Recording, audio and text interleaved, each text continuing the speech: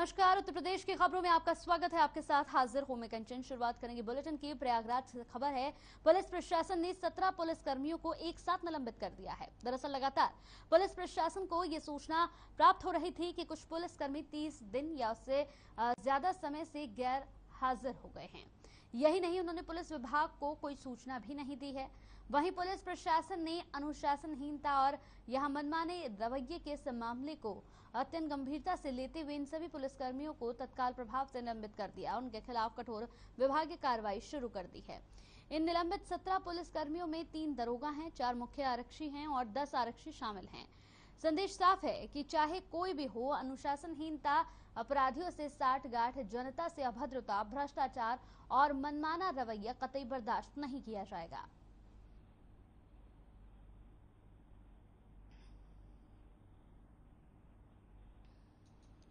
तो प्रयागराज की ये पूरी खबर है। पुलिस प्रशासन ने 17 पुलिसकर्मियों को एक साथ निलंबित कर दिया है। लगातार पुलिस प्रशासन को ये सूचना मिल रही थी कि कुछ पुलिसकर्मी 30 दिन या उससे ज्यादा समय से अपनी ड्यूटी पर नहीं आ रहे हैं, गैर हाजिर हैं। यही नहीं, उन्होंने पुलिस विभाग को कोई सूचना भी नहीं दी है।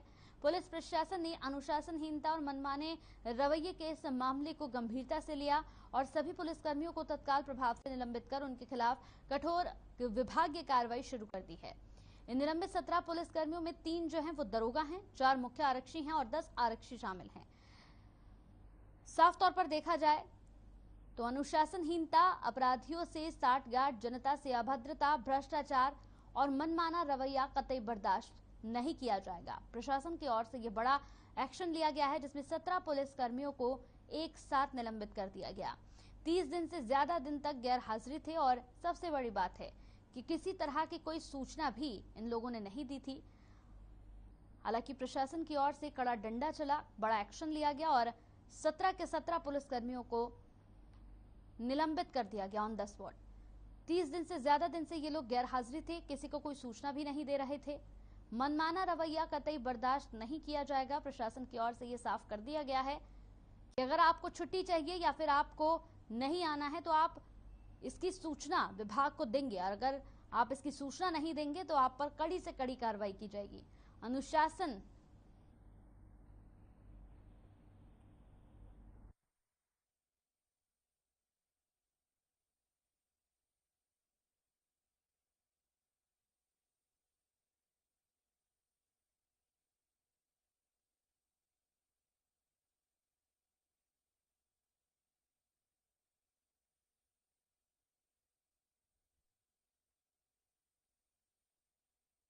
तो वहीं कानपुर में द कश्मीर फाइल फिल्म के निर्देशक विवेक अग्निहोत्री अपनी फिल्म और यहां पर अपनी पत्नी प्रोड्यूसर पल्लवी जोशी के साथ मौसेरे भाई शरद तिवारी से मिलने आर्यनगर पहुंचे। पूरे देश में चर्चा का विषय बनी हुई है द कश्मीर फाइल्स, जिसका विरोध भी लगातार हो रहा है। आपको बताते चले कि फिल्म के निर्देशक विवेक अग्निहोत्री ने तगड़ा यहां पर हमला किया। इस दौरान विवेक ने कहा कि आतंकवाद बहुत बड़ा व्यवसाय बन चुका है। इस फिल्म के माध्यम से इसे एक्सपोज यानी कि उजागर किया गया है। सैनिकों पर लगने वाले बर्बरता के झूठे आरोपों का भी फिल्म के माध्यम से खुलासा किया गया है। इसीलिए कुछ लोगों को बुरा लग रहा है और वो परेशान हैं। वहीं पत्रकारों से बातचीत में उन्होंने कहा कि सालों से दबी सच्चाई को फिल्म के माध्यम से सामने लाने का प्रयास किया है। वहीं पूर्व सीएम अखिलेश यादव के बयान की उन्होंने गोधरा और लखीमपुर कांड पर भी फिल्म बनानी चाहिए। विवेक ने कहा कि ये लोग तो राजा हैं और हम रंक हैं, जरूरत है तो खुद ही फिल्म बना लें। इसके अलावा ओवैसी पर भी उन्होंने कटाक्ष किया। मत करिएगा,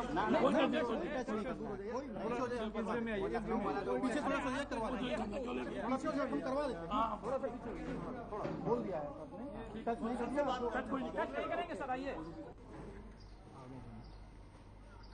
आ रहे हैं क्या भैया? प्रदीप भैया प्लीज फोटो लीजिएगा।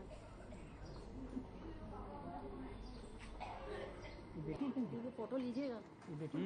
इससे लोग फोटो ले तो कोई मतलब ब्लड।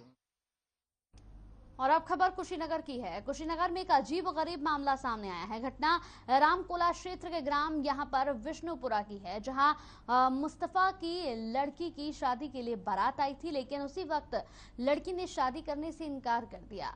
लड़की ने पुलिस को सूचना देकर बताया कि मेरी मर्जी के खिलाफ घरवाले जबरन मेरी शादी करा रहे हैं। सूचना पर पहुंची पुलिस लड़की को थाने ले आई और उसकी मंशा जानकर उसके प्रेमी के साथ दोनों की मर्जी से थाना परिसर में मौजूद मजार पर निकाह करा दिया। देखने वाली बात यह रही कि लड़की के जिद के आगे सब मजबूर हो गए और आखिर में बारात को बैरंग वापस लौटना पड़ा।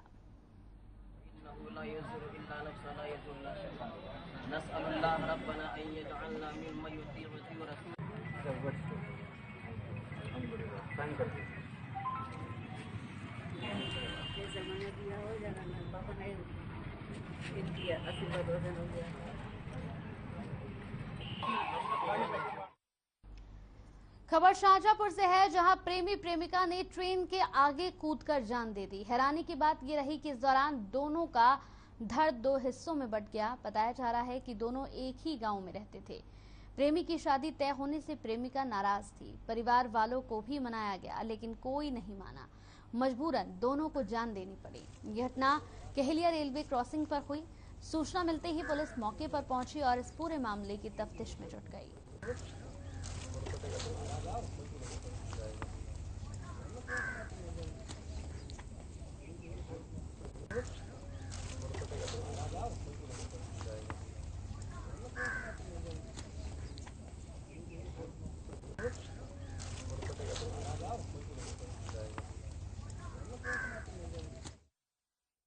तो वहीं लखनऊ में बीवीडी थाने के दरोगा ने एक बार फिर से साबित किया कि इंसानियत अभी जिंदा है।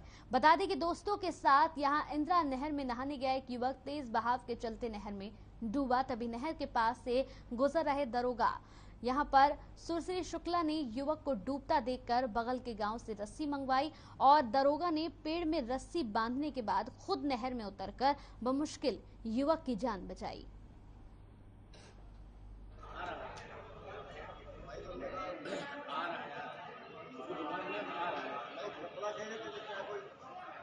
हम नहाने गए तो पार पिछला और बहुत तेज था, इसलिए हम बहने लगे।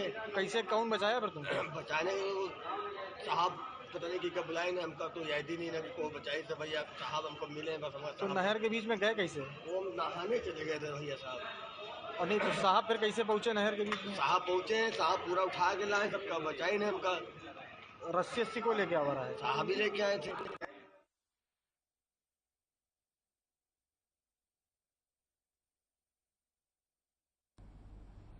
तो सीएम योगी के 25 मार्च को होने वाले शपथ ग्रहण समारोह की तैयारियों को लेकर बीजेपी प्रदेश संगठन की बैठक में मंथन हुआ।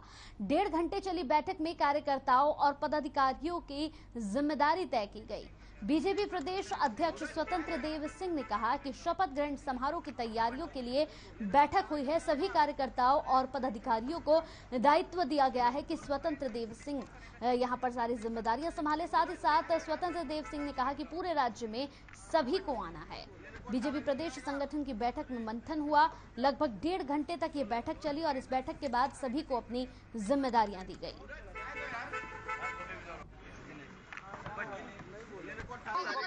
शपथ ग्रहण समारोह, थोड़ा माइक नीचे कर लो। तैयारी की बैठक आज संपन्न हुई। सभी कार्यकर्ताओं को जिम्मेदारी अपने प्रदेश के पदाधिकारियों को दायित्व दिया गया है। संगठन से पूरे राज्य के लोगों को आना है। राज्य के सभी मंदिरों में प्रातःकाल 25 को स्वच्छता अभियान चलाकर पूजा पाठ करना है राज्य के कल्याण के लिए। राज्य के अंदर मंच, माइक, सजावट ये सभी की व्यवस्था हुई है, बटी है और कार्यकर्ता जो पदाधिकारियों को जिम्मेदारी मिली है वो पूरी तैयारी करेंगे। बाकी लोग उस दिन अपना शपथ लेंगे और राज्य के सभी कार्यकर्ता पदाधिकारी उस दिन शपथ ग्रहण समारोह में शामिल।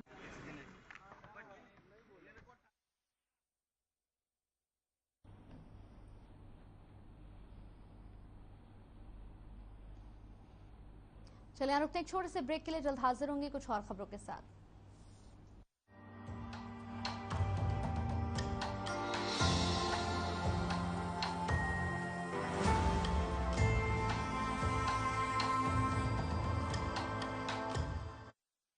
पंजाब है जसप्रीत का ठिकाना।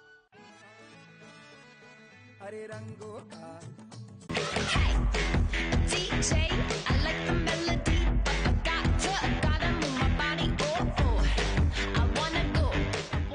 पंजाब है जसप्रीत का ठिकाना, मुंबई है आदर्श का आशियाना, केरल का गोविंदन निवासी, कोलकाता में जन्मे है काशी। हर हिंदुस्तानी की शान, ARB बियरिंग्स जोड़े सारा हिंदुस्तान।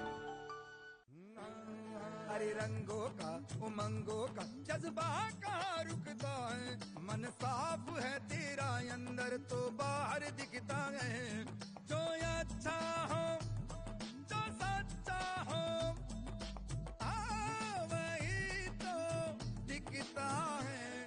हम निरमा एडवांस हैं, मन की तरह कपड़े भी साफ रखते हैं। निरमा एडवांस। पंजाब है जसप्रीत का ठिकाना, मुंबई है आदर्श का आशियाना, केरल का गोविंदन निवासी, कोलकाता में जन्मे है काशी।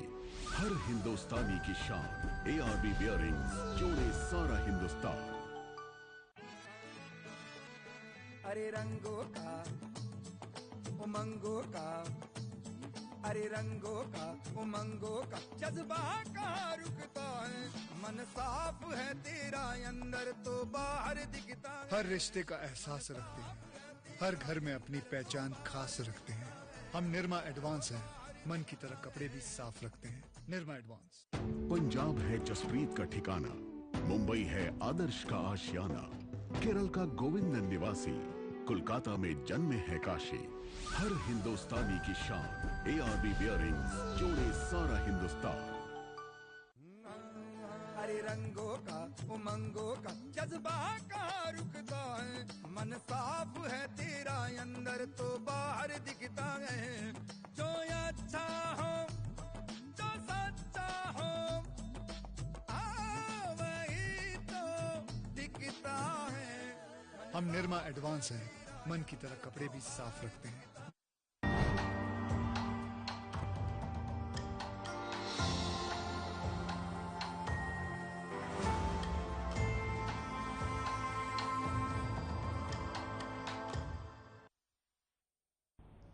ब्रेक के बाद स्वागत है आपका। तो उत्तर प्रदेश के विधानसभा चुनाव में प्रचंड बहुमत के साथ सत्ता में वापसी करने वाली बीजेपी सरकार के शपथ ग्रहण समारोह को भव्य बनाने में शासन और पुलिस प्रशासन के साथ यहां बीजेपी की प्रदेश इकाई भी काफी सक्रिय हो गई है। आपको बता दें कि लखनऊ के अटल बिहारी वाजपेयी काना इंटरनेशनल क्रिकेट स्टेडियम में 25 मार्च को होने वाला है योगी आदित्यनाथ सरकार के शपथ ग्रहण समारोह में जिले से बीजेपी कार्यकर्ताओं को भी आमंत्रित किया गया है। इतना ही नहीं, सभी को यहां पर वाहनों पर बीजेपी का झंडा अनिवार्य रूप से लगाने का भी निर्देश जारी कर दिया गया है।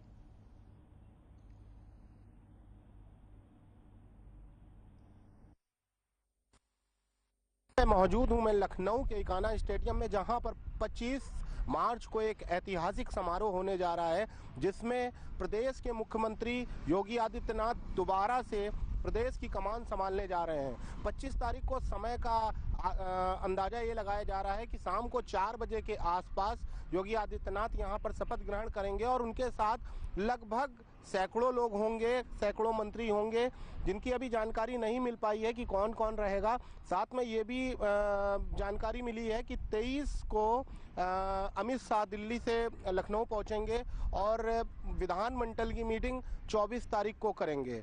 अभी आप देख सकते हैं यहाँ की स्थिति कि किस तरह से साफ सफाई का तौर और पूरी तैयारियां चल रही हैं। जिस तरह आप पीछे की तरफ दिखाइएगा तो पीछे आप देखेंगे कि पुलिस का भी पूरा जो बंदोबस्त है पूरी तरह से मजबूत दिख रहा है कि कहीं से भी किसी प्रकार की कोई चूक सामने ना हो। कैमरामैन साकेत के साथ आनंद सिंह, हर खबर।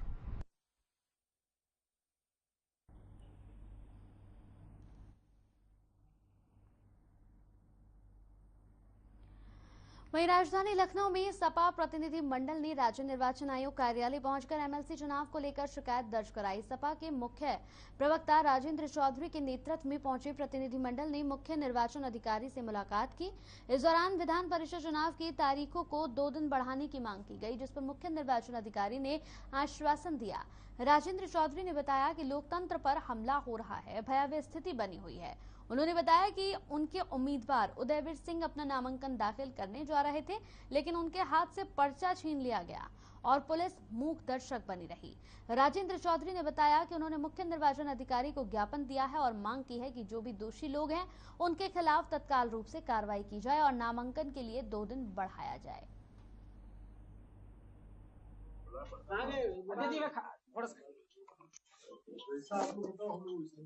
फिर वही लोकतंत्र पर हमले की शिकायत लेकर हम आए हैं।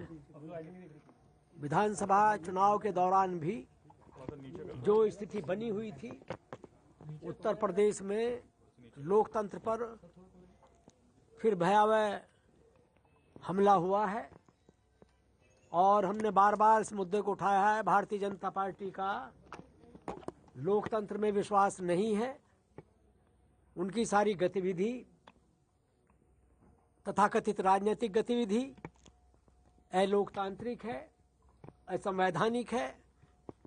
लोकतंत्र की जो पद्धति है, जो व्यवस्था है और चुनाव की जो प्रक्रिया है, उस पर वो लगातार हमला कर रहे हैं।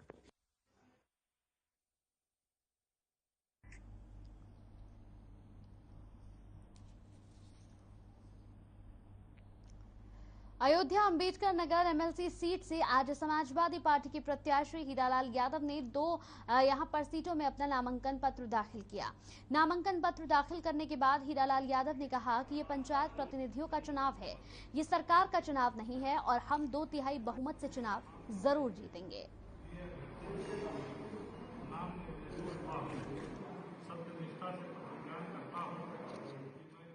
सरकार पंचायती राज का ढिढोरा पीटती है।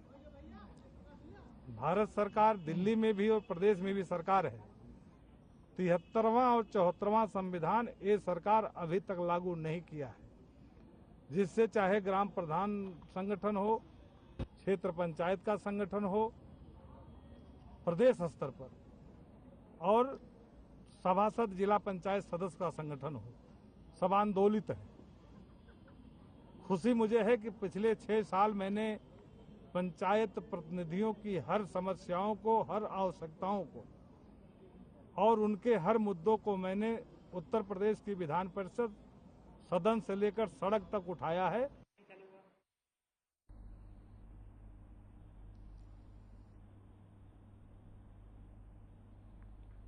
राजधानी लखनऊ पहुंचे यूपी के पूर्व राज्यपाल अजीज कुरैशी से यहां पर सामाजिक बदलाव और द कश्मीर फाइल्स फिल्म के साथ ही हिजाब के मुद्दे पर खास बातचीत की हमारे संवाददाता आनंद सिंह ने, जिस पर उन्होंने खुलकर अपनी बातें रखी।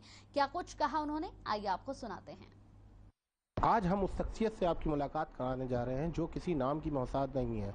मैं बात कर रहा हूं उत्तर प्रदेश के पूर्व राज्यपाल अजीत कुरैशी जी की, जो कि उत्तर प्रदेश के साथ साथ उत्तराखंड और मिजोरम के भी राज्यपाल पूर्व में रहे हैं। आज हम चलते हैं उनसे और समाज के तौर के कुछ मुद्दों पे बात करते हैं। सर, पहले तो आपका बहुत स्वागत है हर खबर पर। सर, कुछ मुद्दे आज थैंक यू कुछ मुद्दे आजकल सामाजिक चल रहे हैं, उस विषय को लेकर आपसे बात करना चाहेंगे जी। सर, सबसे पहले तो हम आपसे ये जानना चाहेंगे कि आज जो समाज में जो गतिविधियां चल रही हैं और जो आपके समय पर थी, उसमें कितना अंतर है? देखिए, बहुत अंतर है। मतलब अगर आपकी मुराद राजनीति से है तो मेरे ज़माने में जो राजनीति थी उस समय व्यक्तिगत स्वार्थ नहीं था, राजनीतिक सेवा थी, एक जज्बा था, लोगों के भले के लिए काम करना था। व्यक्तिगत कोई लाभ की बात उसमें नहीं थी। मतलब उसमें आज की राजनीति जो है उसमें न जज्बा है, न कोई सेवा की भावना है, न लोगों का भला करना है।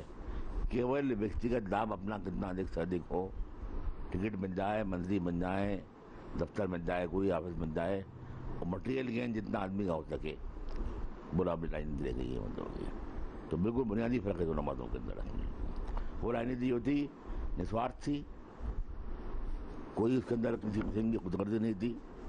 आज की राजनीति स्वार्थ की राजनीति है, खुदगर्जी है, उसके अलावा कुछ भी नहीं है। सर, अगर हम बात करें कि आज जो समाज में परिवर्तन आया है उसमें बहुत सारी चीज़ें ऐसी हो गई हैं जो कि सालों से चलती चली आ रही हैं, लेकिन उन मुद्दों को अभी उठाया जा रहा है। जैसे मैं अभी बात करता हूं कि कुछ दिन पहले आपने सुना था जो अभी भी राजनीतिक तूल पकड़ चुका है कर्नाटका से हिजाब को लेकर, उसके बारे में आपकी क्या राय है? देखिए, हिजाब कोई इशू नहीं है, नॉन इशू है वो आगे, और ये बिल्कुल व्यक्तिगत मामला है आदमी का। हिजाब कोई इस्लाम का रूढ़ी अंग नहीं है, लेकिन एक ट्रेडिशन है, एक कस्टम है, एक परंपरा है, और इसलिए ये बिल्कुल व्यक्तिगत मामला है। कोई लगाए तो लगाए, नहीं लगाए तो नहीं लगाए, मतलब कोई। लेकिन इसको केवल इशू बनाया गया इसलिए कि देश की शक्तियां आज बहुत सी ताकतें ऐसी हैं जो मुस्लिम दुश्मन हैं, मतलब जो चाहती हैं मुसलमानों को मिटाना, बर्बाद करना, हर मौके पर उन पर हमला करना और उनको इस देश में नंबर 2 का शहरी बनाना। बराबर के अधिकार, फंडामेंटल राइट्स, मौलिक अधिकार जो दिए हैं संविधान ने, जो गारंटी की है संविधान ने कि आदमी बिना जात पात, धर्म, जन्म, भाषा, प्रांत, ये सब बराबर हैं। वो नहीं चाहते कि मुसलमान हमारे दूसरे लोगों के साथ बराबर कैसे जी रहे हैं। हिंदुत्व के मानने वाले, हिंदू माने, हिंदुइज्म जो है एक बड़ा महान धर्म है, one of the greatest religion of the world, जिसने पनाह दी है, संरक्षण दिया है लोगों को, मानवता को बढ़ाया है। हिंदू जो महात्मा गांधी का धर्म है, हिंदू धर्म है नाथूराम गोडसे का, वीर सावरकर का, जो चाहते हैं कि केवल एक सेक्शन, एक तबका, एक वर्ग मालिक रहे और बाकी सब गुलाम रहे उनके आगे। तो जो आपने बताई वो कहीं ना कहीं समझ में आती है। उसी तरह मैं अगर बात करूं कि समाज में कई सालों से, लगभग 70-80 सालों से मूवियाँ बनती चली आ रही हैं, फिल्में बन रही हैं। फिल्मों को लेकर अगर हम बात करें तो एक नई फिल्म आई है द कश्मीर फाइल्स। उस द कश्मीर फाइल्स को लेकर कई सारी विडंबनाएं बढ़ी हैं और राजनीतिक दल में काफ़ी चीज़ें बढ़ी हैं। कई सारे उसमें आक्रोश हैं लोगों को, कुछ लोगों को बहुत पसंद आ रही है। उसको लेकर आप क्या कहना चाहेंगे? देखिए, कश्मीर में जो कश्मीरी बिरादरों के साथ हुआ, उससे बड़ा दुर्भाग्यपूर्ण घटना दूसरी नहीं हो सकती। वो कश्मीरियत के नाम पर एक काला दाग है जो डल लेक का, डल झील का तमाम पानी भी नहीं धो पाएगा उसको आके। मैं तो कराची गया था एक बार, और टीवी शो ने बुलाया था मुझको, अमन की आशा एक प्रोग्राम था जो टाइम्स ऑफ इंडिया और एक वहाँ का अखबार जंग दोनों मिलकर चलाया करते थे। मुझे बुलाया गया था उसमें, मैं भी था, और बॉम्बे के जो टाइम्स ऑफ इंडिया के एडिटर हैं बालाकृष्णा, वो भी थे आखिरी।